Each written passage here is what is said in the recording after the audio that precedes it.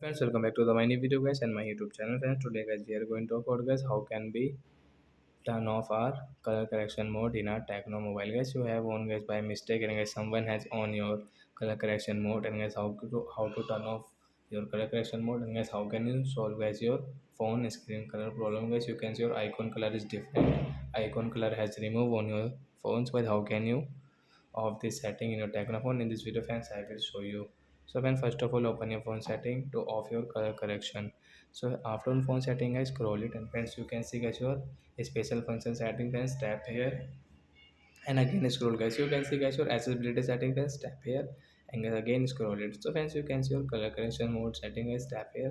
As you can see use color correction, and right side you can see this icon. Guys tap here and guys your phone color screen color will normal. Guys you can check guys everything is fine in your phone. Guys color correction mode has off, and guys you can see your icon color has come back. So like that guys you can off, and guys you can solve your color problem in your Tecno mobile. So that's it guys, thanks for watching the video. We will meet on next video. Bye bye friends.